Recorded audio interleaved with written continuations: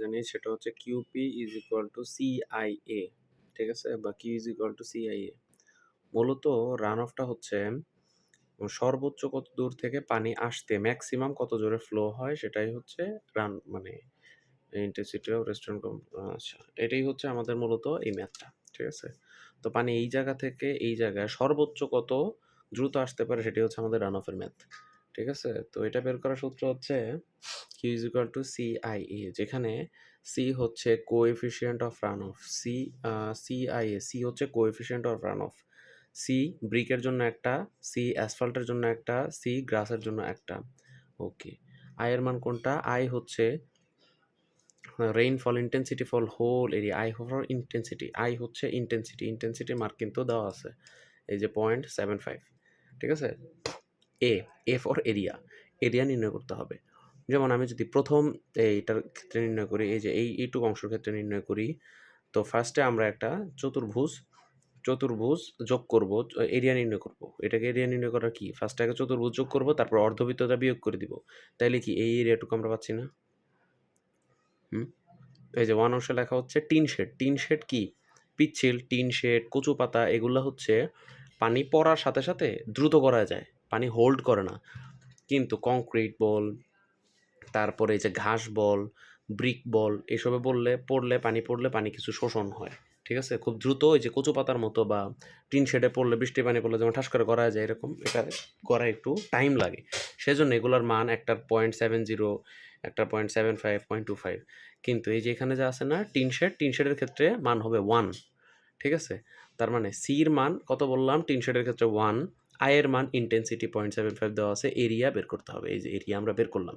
এরিয়াটা কীভাবে বের করলাম? এই যে ফার্স্টে আগে চতুর্ভুজের এরিয়া নির্ণয় করলাম 150, এই যে 50 50 50 150, আর এদিকে হচ্ছে 75 25 100, এই যে 75 গুণ 25, এটা হচ্ছে চতুর্ভুজের এরিয়া। চতুর্ভুজের এরিয়া থেকে এইটুকু এরিয়া বাদ দিব, তার মানে কি হাফ পায়ের স্কোয়ার, কারণ বৃত্ত হচ্ছে পায়ের স্কোয়ার, ক্ষেত্রফল থেকে হাফ বাদ দিব। এই যে পায়ের স্কোয়ার থেকে হাফ বাদ দিছি, ঠিক আছে। এখন নেক্সট আমরা যে সমস্যাটা পড়বো সেটা হচ্ছে এখানে ইঞ্চি আওয়ার, ঠিক আছে, আর এখানে হচ্ছে ইয়ার্ড স্কোয়ার। এই পুরা প্রসেসটাকে আমরা আনবো হচ্ছে মিটার পার সেকেন্ডে। তার মানে ইঞ্চি আওয়ারকে আমরা মিটার সেকেন্ডে নিয়ে যাব, ইয়ার্ড স্কোয়ারকে মিটার স্কোয়ারে নিয়ে যাব। এই কনভার্সনটা আমারে ওই এই যে এই কনভার্সনটা চিত্রের উপরে আছে, ম্যাডাম যে জিওমরফোলজি শিট দিছে, শিটের উপরে আছে এই যে এই কনভার্সনটা, বা চাইলে গুগল থেকেও করা যায় কনভার্সনটা। তো কনভার্সন লাগবে, এটা হচ্ছে কিউপি 1 বা কিউ 1 এর মান বেরিয়েছে। ঠিক তেমনি কিউ 2 এর মান বের করতে হবে। কিউ 2 এর মান কীভাবে বের করবো?